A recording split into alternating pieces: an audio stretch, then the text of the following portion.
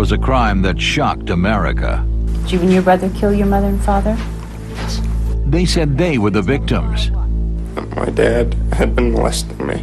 But what was the real truth? We had reason to believe that Eric may have been gay. Their sensational trial changed American justice forever. Eric and Lyle Menendez clearly killed their parents for greed. Behind the facade of the American dream, the Menendez brothers, tonight on Power, Privilege, and Justice.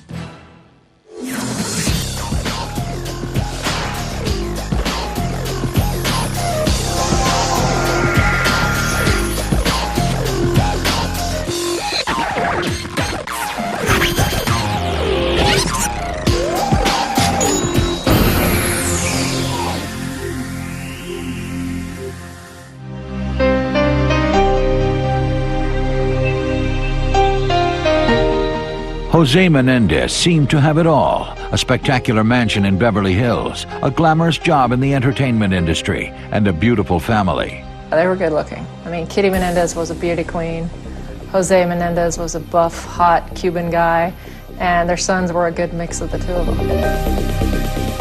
They had money, they had power, they lived in a beautiful place, and they had a very promising future.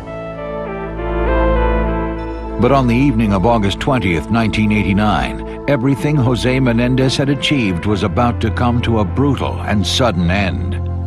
At 10 o'clock, Jose and Kitty were just settling down in their TV room with a bowl of ice cream when their two sons burst in. Lyle and Eric fired 13 shotgun blasts into them. 1.5 hours later, the boys returned to the house at 722 North Elm Drive and called the police to report that their parents had been murdered.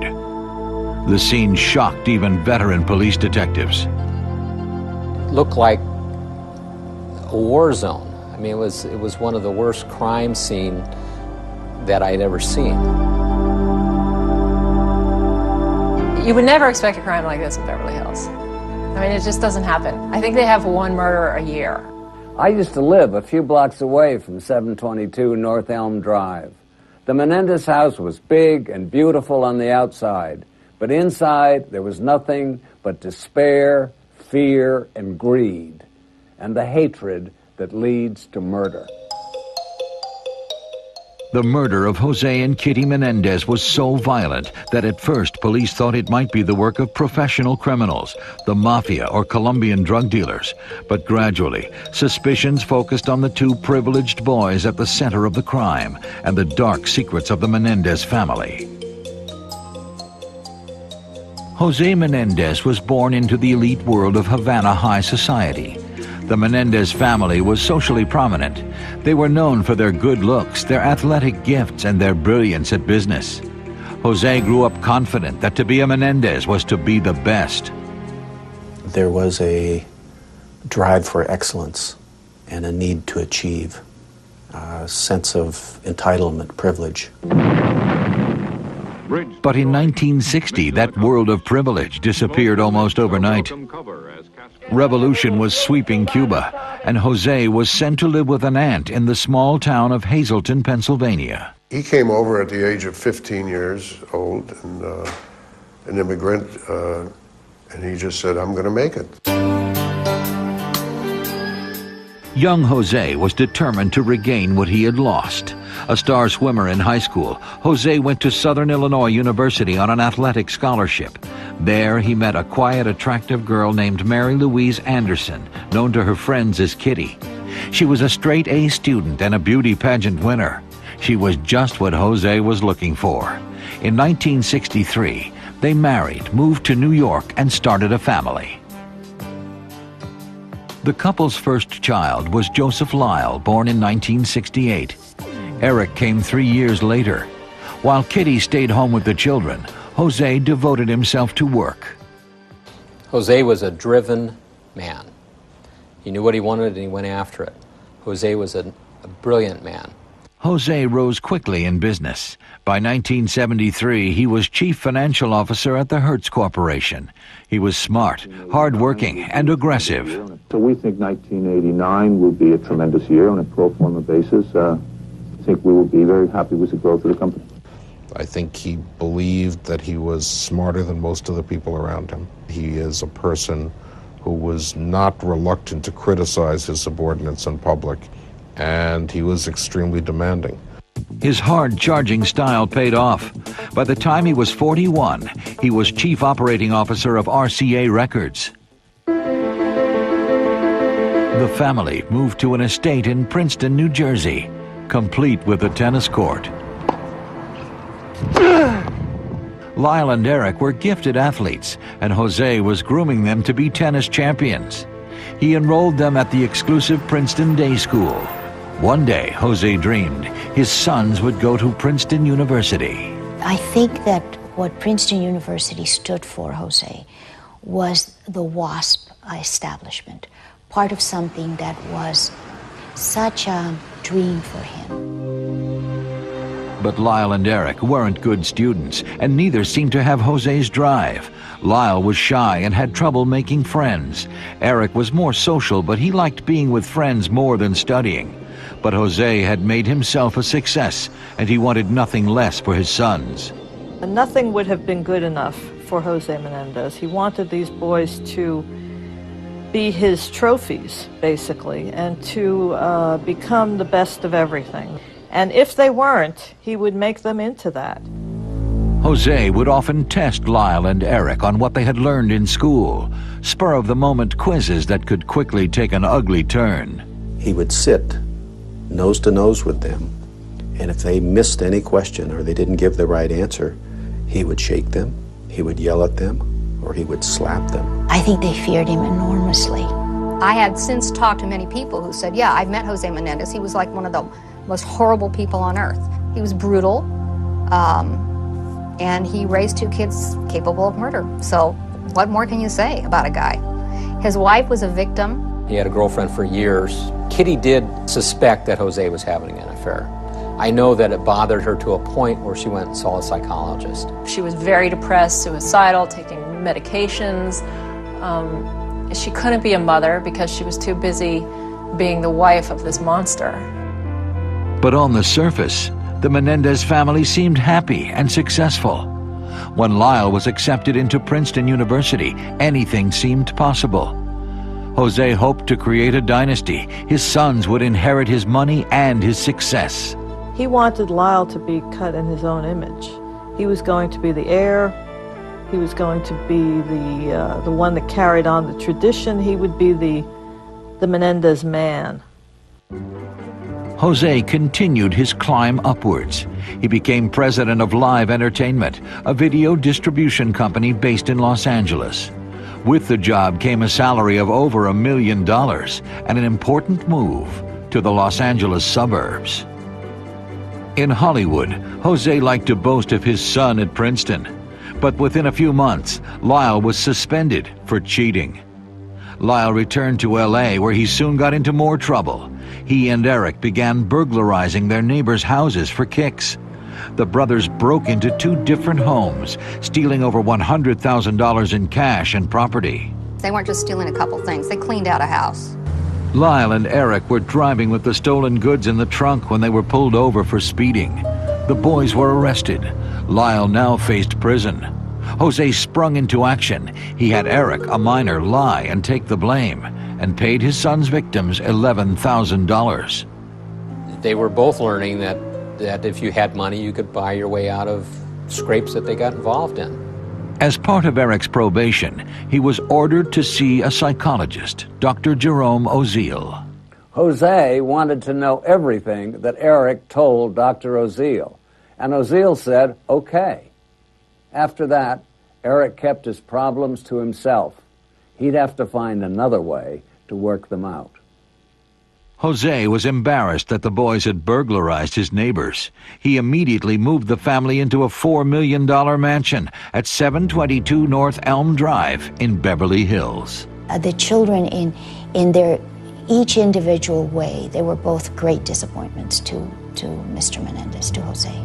I think that Lyle was too shy, too withdrawn, and Eric was a bit effeminate. They just didn't fit the mold or the image that Joe had for what they should become. Jose was finally being forced to admit that Lyle and Eric were never going to be what he wanted.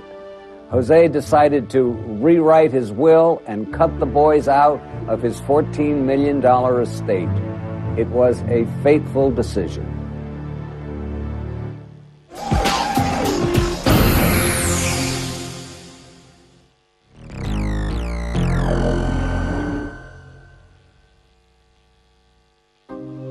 With a Beverly Hills mansion and a $1 million Hollywood job, Jose Menendez had made himself a success, but his sons, Lyle and Eric, were disappointments.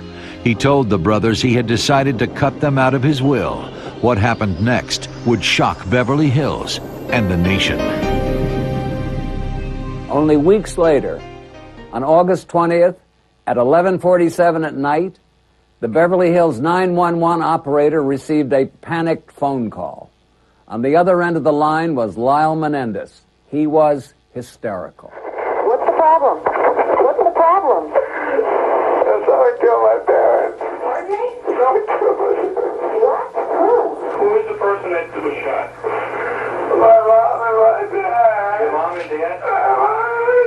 Okay, hold on a second. Minutes later, Lyle and Eric also called their tennis coach, Mark Heffernan. Both of them were crying into this phone, and Lyle was saying, "Our father's dead, our father's dead. And can you come over?" Heffernan rushed over to help and found the police already on the scene. Lyle was talking to a policeman on the sidewalk, and Eric was in a fetal position in the middle of Elm Avenue. Beverly Hills detective Les Zoller was at 722 North Elm Drive that night. When I walked into the room and, the television was on and, there was blood and body parts all over the place. Lyle and Eric were taken down to the Beverly Hills police station for questioning. Both boys appeared to be overwhelmed with grief. The emotional outpouring from both of the boys seemed so legitimate and so genuine that I think it was part of the initial compromise of the police investigation. Lyle and Eric told the police that the killers might have been members of the mafia Jose was doing business with. While the detectives looked into possible mafia connections, the bodies of Jose and Kitty Menendez were flown to Princeton for a memorial service. The service itself seemed very somber and sincere to me. They both appeared to break down. The reception was shortly after the service, and it was something that I think was extremely awkward because they were able to switch off the grief and turn into hosts of a party. I heard a very revealing story about Lyle from Mitzi Eisenberg, Jose's assistant. She was riding in the limo with Lyle after the service, and Lyle said to her, "I'm filling my father's shoes." Mitzi told him he could make his own way in the world. Lyle said, "You don't understand," pointing to his feet. He said, "These literally are my father's shoes." As soon as their parents were buried, Lyle and Eric, with money from Jose's company, went on a spending spree. The brothers bought Rolex watches and designer clothing. Lyle bought a $64,000 Porsche, and Eric a new Jeep. Eventually, they rented luxury apartments in a Marina Del Rey high-rise, and they put their tennis coach, Mark Heffernan, on the payroll for $72,000 a year. We hired an Olympic weight training coach for them.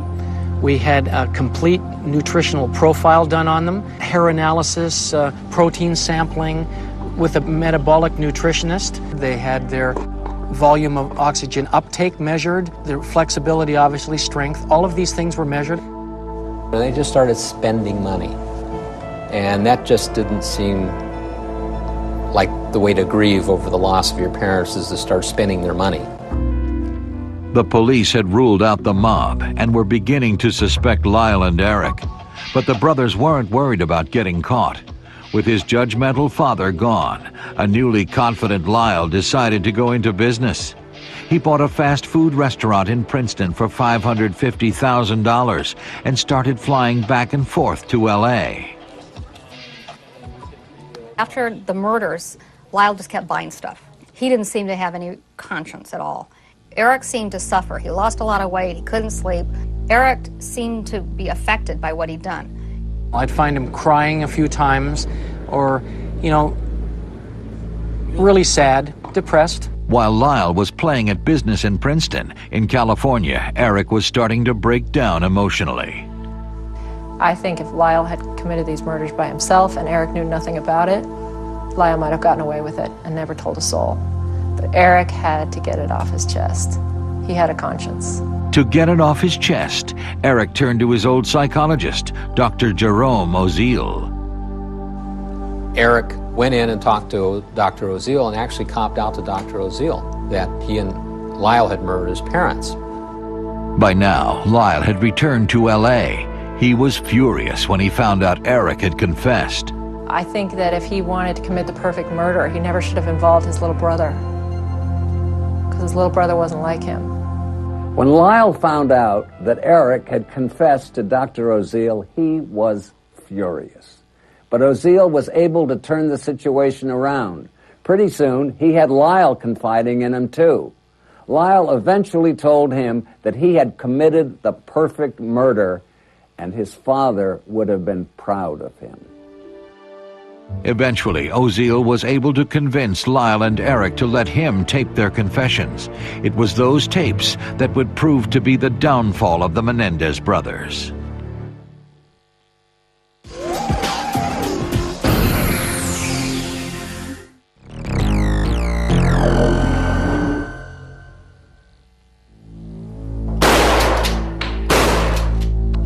Lyle and Eric Menendez thought they had committed the perfect crime when they killed their parents.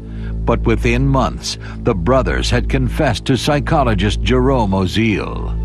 Who cares if it's perfect if you can't brag about it?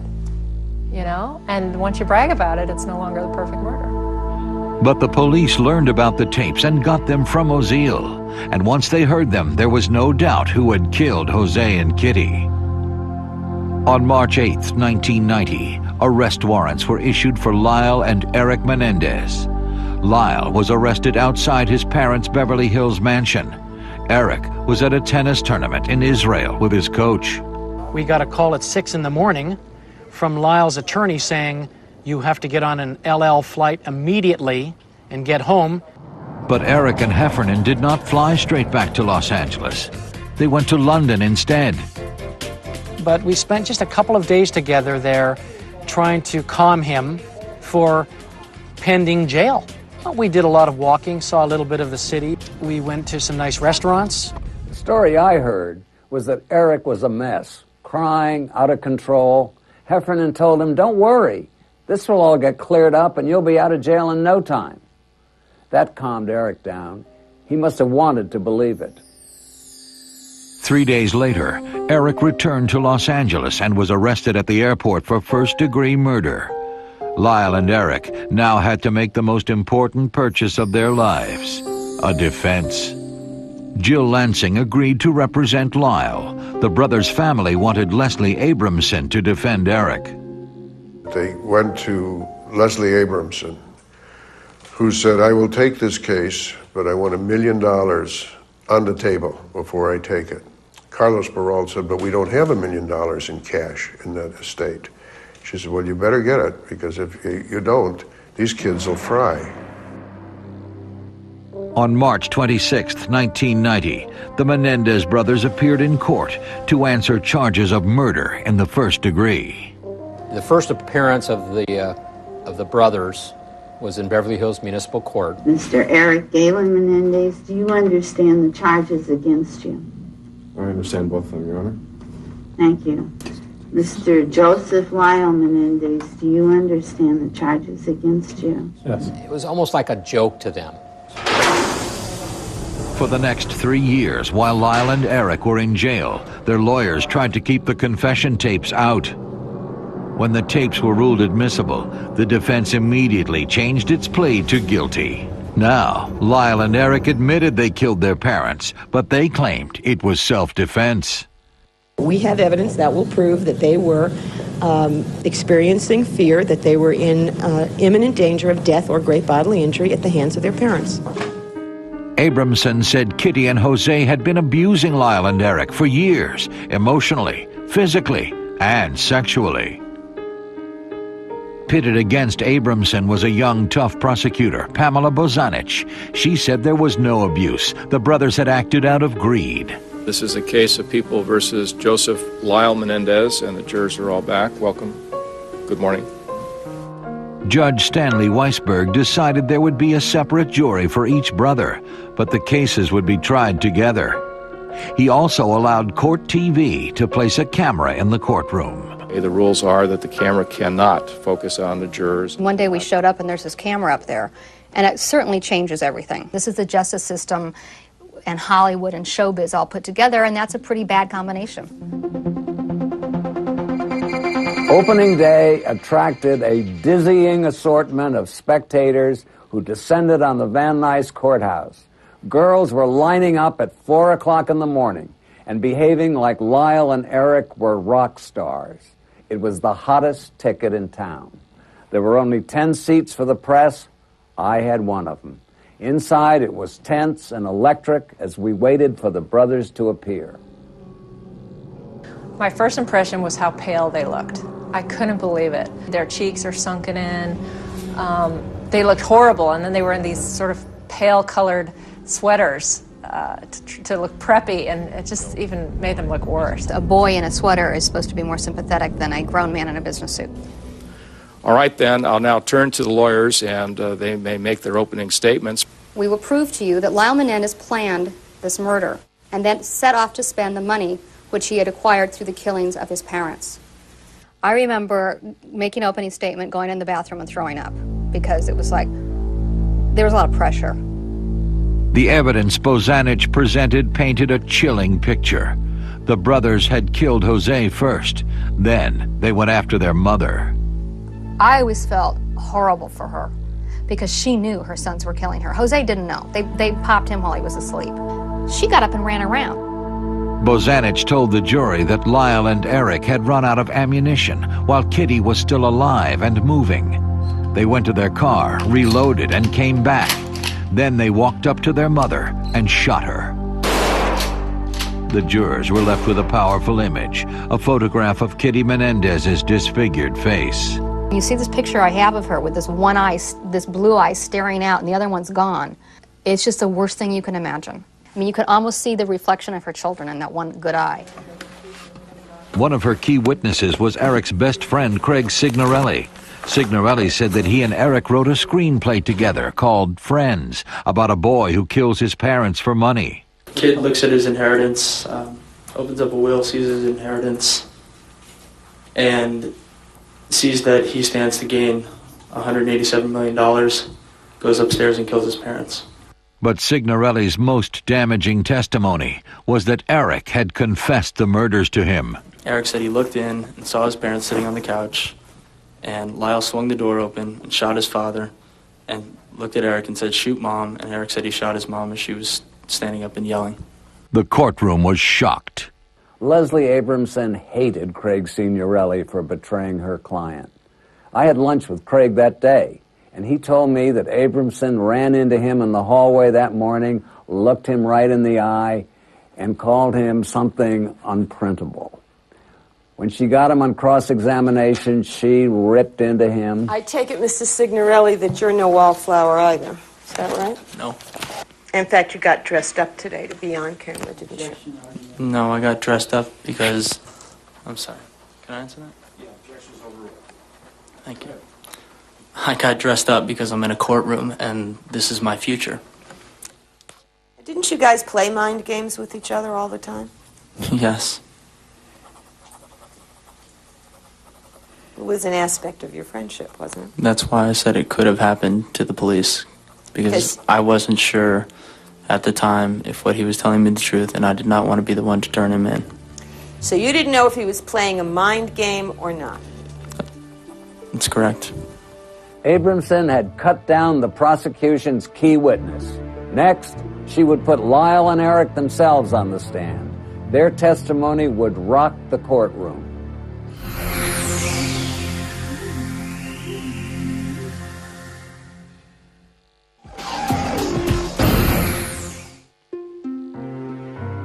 By early August 1993, the state's case against Lyle and Eric Menendez had been underway for 2 weeks. Prosecutor Bozanich's star witness, Dr. Jerome Oziel, the psychologist who taped the brothers' confessions, took the stand. Dr. L. Jerome Oziel. Bozanich believed that his testimony would show that the murder had been a thought-out plan. Eric felt a need to commit the murder relatively quickly. Lyle wanted to take some time to plan it out more effectively, to make sure that it was as perfect as could be. And Eric just didn't feel that he could do that. The key to the case was motive. According to Oziel, the brothers were lying when they said they were afraid of their parents. They really didn't kill their parents for money, but out of the hatred that they had, in particular towards their father. Did you ask them why they killed their mother? Yes, I did. And what was the explanation given to you? That the mother was a witness. Yes, he did. Bozanich seemed to have won at least a partial victory with Oziel's testimony, but the doctor turned out to be a tainted witness because he had been having an affair with a patient of his, Judalon Smith. Oziel asked his mistress, Judalon Smith, to eavesdrop outside his office door while he talked to the brothers. She heard Lyle threaten to kill him if he revealed their secret. Judalon told me, "I never thought I believed in evil, but when I heard those boys speak, I did." I don't recall the exact date. Did your acquaintanceship with her begin with a telephone call from her? Leslie Abramson went after Oziel's credibility. How long after you met her at her apartment did you start having sex with her? I don't recall that. Did you ever give her drugs? Absolutely not. She sued you claiming that, didn't she? She claimed it. He was probably one of the most disturbed people in the room when he was, he was a nightmare. After nearly 4 weeks and dozens of witnesses, Bozanich rested her case. Many observers thought the trial so far had been a soap opera. All right. Well, we didn't forget you. It was about to become a circus. I'm going to object. The most entertaining show on television, and the star performer would be Leslie Abramson. Leslie Abramson, who in private conversations uses the F word a lot, is best described by a number of other F words: flamboyant, feisty, formidable, and occasionally very funny. Personally, I would rather walk through fire than be cross-examined by her. Abramson was outspoken with the press. If it was a last-ditch effort, I knew about it 3.5 years ago. Aggressive in the courtroom. Now, if everybody wants to blame me, fine, I'm guilty. And motherly with her clients.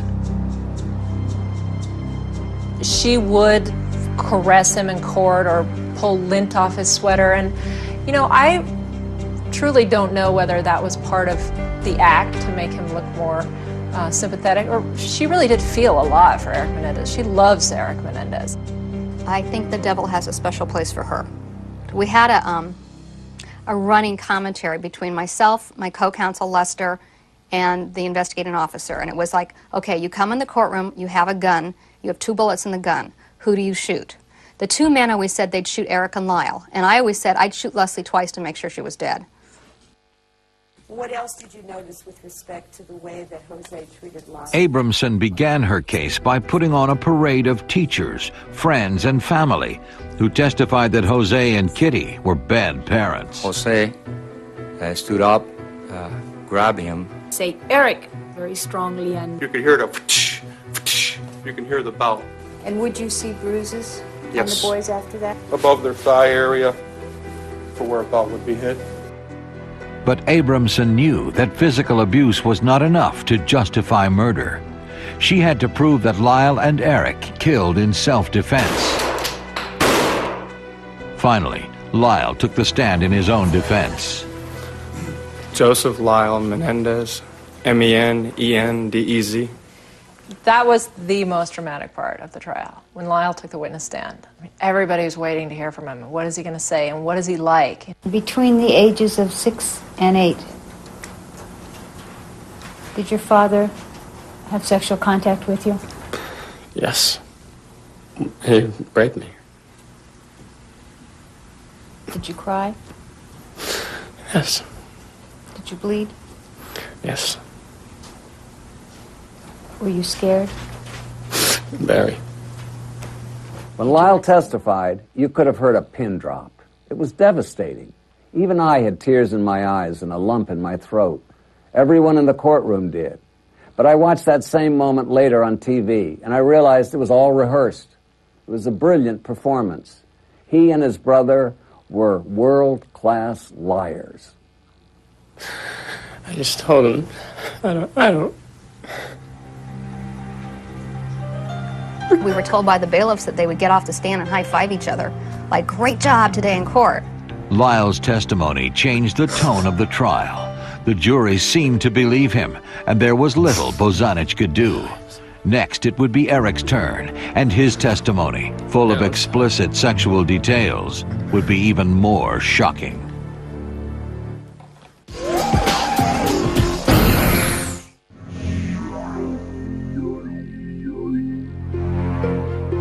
The trial of Lyle and Eric Menendez was in its second month. Millions watched as Lyle described how his father had sexually abused him, and millions had sympathized. Prosecutor Pam Bozanich would have an uphill battle now. On the stand, Lyle said that 5 days before the murder, he had had an argument with his mother. And she reached and she grabbed my hairpiece. And she just ripped it off. According to Lyle, Eric had never known about the hairpiece. I've seen a lot of hairpieces. You do in Beverly Hills. And I have to say, Lyle Menendez's toupee was a masterpiece. I had no idea he was wearing one, but I'm sure Eric did. Those two were very close. They did everything together. But Eric never knew Lyle wore a rug? I mean, come on. Give me a break. Lyle told Eric he was humiliated that his secret was out, so Eric revealed his own humiliating secret. Jose was still molesting him. Lyle claimed he told Jose to stop molesting Eric, or he'd tell the police and the family. He said his father's response scared him. He said, "We all make choices in life, son. Eric made his, you've made yours." Lyle's testimony had changed the course of the trial. Now it was his brother's turn. Eric Galen Menendez, M-E-N-E-N-D-E-Z. Now, did something happen? Under Abramson's sympathetic questioning, Eric painted a picture of long-term, severe sexual abuse. How long did that go on? 12 years. How did you feel at 18 about the fact that your father was having sex with you? I hated it. I hated it. I hated it. The details Eric offered shocked the courtroom. And did you come over the years to give those different kinds of sexual incidents names? Yes. And would you tell us what were the names that you gave for those different types of incidents? Knees. Nice sex. Nice sex. Rough sex. Rough sex. Just sex. You called that sex? Yes. We had reason to believe that Eric may have been gay, and we had actual physical evidence of it. And the reason we wanted to put it in is that, first of all, it's why Jose was upset, and it would explain how he could talk about sex with a man so well. The prosecution argued that Eric's homosexuality was the key to the crime. They said that Jose had found out and that Eric was afraid he would lose his inheritance. I assumed that since Lyle was the older brother and had been groomed to be the head of the family, that he was the brains behind it. And after cross-examining him and seeing Eric cross-examined, I figured out that Eric was the brains. That Eric was smarter than Lyle. He was the person who had caused everything to happen. Anne Wolpert. John Neil Briere, B as in boy, rape R. and sexual assault. To convince the jury that Lyle and Eric had been telling the truth about the sexual abuse, their lawyers called a string of experts. The experts that were called into this case were national authorities. They were widely regarded in the mental health community. Now, what was isolating about the This sexual is our secret. It was the enmeshed incest family secret. I thought most of them were pretty much prostitutes, but that's what experts do. Did Eric The prosecution put on no sex abuse experts. They couldn't afford to pay them. I was basically told to do the trial on the cheap. There was no money. It's just that the defense, had all this money to put into exhibits and experts. So it was pretty overwhelming, basically. What had started out as the trial of two brothers who had murdered their parents had become a national debate on whether Jose Menendez had abused his sons. I think that the prosecution was a little taken by surprise at the effectiveness of the defense. It was the prosecution's opinion that, is so far-fetched that they didn't even dispute it. And I think that was an error. I remember by November thinking, this jury's going to hang. We've lost our momentum. You could just tell that they got lost. Jurors are human beings. By the end of the trial, many were calling Leslie Abramson's defense groundbreaking. Now it was up to the jury. Ladies and gentlemen of the jury, you have heard all of the evidence and the arguments of the Eric attorneys. Menendez's jury deliberated for 16 days. Finally, they came back deadlocked. Do you view this as at least a partial victory, despite not knowing everything about the deadlock? I have very high standards of what's victory. So I don't view a hung jury as a victory, no. It's not a loss, but it's not a win. I mean, you're still in square one, running around in circles. I got here a little bit late. This stone 12 days later, Lyle's jury also came back hung. It looked like the Menendez brothers had literally gotten away with murder. The trial was over, but America's fascination with it wasn't. Media outlets were saturated with opinion makers praising and condemning Abramson and what was now called the abuse excuse. How do I feel? I feel better, thank you. Much less stressed. On the media circuit, there was no one more visible or vocal than Leslie Abramson, who continued her march to glory and national recognition. For a while, she was everywhere. A lot of people thought she was controlling the media the way she had controlled the trial. The jurors were also the focus of intense media interest. Abramson took 4 of Eric's jurors under her wing, helping to book them on different TV shows and giving them access to Eric in jail. After the trial, she had all the women who voted in her favor from the jury over to her house for dinner. And apparently they had a conversation with Eric on the phone that night from jail. After 3.5 years, Lyle and Eric Menendez had battled the law to what looked like a standstill. But nothing in their privileged backgrounds would prepare them for what would happen next. The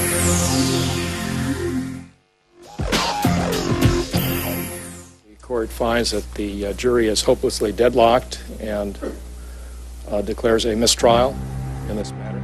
The trial of Lyle and Eric Menendez had come to an end with 2 hung juries. The Menendez brothers would have to be retried. We have an ethical, a professional, and moral responsibility to go forward with this case as a first-degree murder case. Meanwhile, as Lyle and Eric waited in jail, another Los Angeles murder gripped the nation. Title action find the defendant, Orenthal James Simpson, not guilty of the crime. O.J. Simpson, accused of murdering his wife Nicole and her friend Ron Goldman, was acquitted with the help of a multi-million-dollar dream team. In the 80s, Jose Menendez had been an executive at Hertz while O.J. was doing their TV commercials. One night, Jose invited O.J. over to his house for dinner to meet the kids. O.J. and the Menendez brothers didn't see each other again until they were in the celebrity section of the Los Angeles County Jail, all charged with double murder. I think that the pressure was really on the district attorney's office, but we had lost the O.J. Simpson just before the start of the retrial of the Menendez brothers. Judge Stanley Weisberg, who presided over the first trial, came back considerably chastened, banned cameras from the courtroom, basically ran a much tighter ship. Gone were Jose's millions and half the high-priced legal team. Lyle's lawyer was Charles Gessler from the Public Defender's Office. Eric still had Leslie Abramson, but instead of her six-figure fee, she was getting paid $10,000 a month by the state. There was also a new prosecutor, David Kahn, who was not about to let Abramson control the trial. This time, everything would be different. David Kahn, as well as co-counsel, came on very strong. He was a bullet, a speeding bullet. Judge Stanley Weisberg refused to allow in the testimony from friends and family members that he had permitted in the first trial. And Lyle Menendez, who had wept as he talked about abuse, did not take the stand. We had a lot more information that we could use to impeach him, and in essence, he was afraid to take the witness stand. Among the statements was statements such as, "We fooled half the country in the first trial, now we just have to fool the rest." And this time, Leslie Abramson made a mistake. She had hired Dr. William Vickery, a psychiatrist, to evaluate Eric in jail. Vickery's notes were helpful, but not helpful enough for Abramson. It finally came down to, you take these out of your notes or your history, okay? You're off the case. So I made the wrong decision, that I buckled. Vickery edited his notes, creating a second version. At the trial, a clerical error resulted in the unedited notes landing in the prosecution's hands. It was during cross-examination that I questioned Dr. Vickery about a difference in his notes and my notes, thinking that there was some rational explanation, only to learn that we were working with two different sets of notes.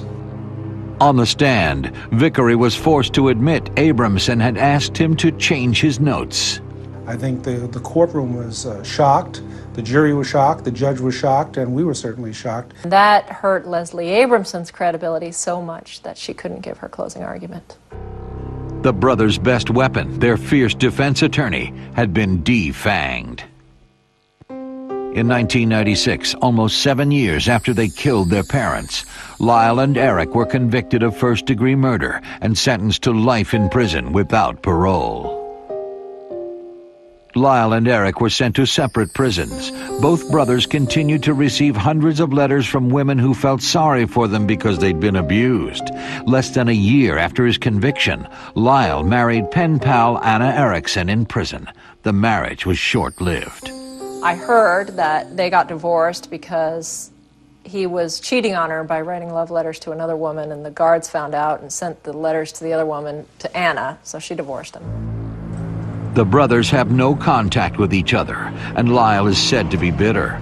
Dr. Vickery, the psychiatrist who always believed Eric had been abused, still visits him twice a year in prison.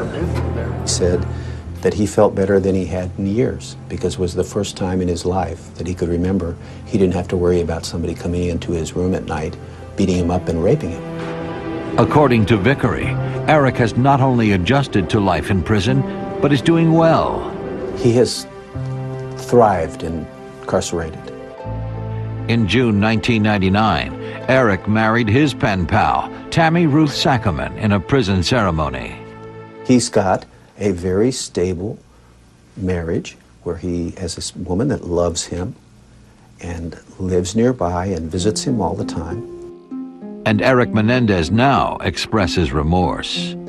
He said he felt he had made a terrible mistake. And I said, what was the mistake? And he said, I should have killed myself, not my parents. We would not be doing a story about Jose Menendez now if he were still alive. His ultimate reward for being Mr. Big Shot and Mr. Success and having everything his way and doing whatever he wanted whenever he wanted it, he wound up, the king, being killed by the prince, the two princes. We think that, if we had all the things that the Menendez family had, we would be perfect. And I think that everything that we see as we ride through the streets of Beverly Hills is not as beautiful and manicured as we think it is. Lyle and Eric Menendez had a terrible childhood, but they also had a choice. They could have walked away. They didn't because they weren't willing to give up the money, and so they'll spend the rest of their lives in prison. That's where they belong. For Court TV, I'm Dominick Dunne.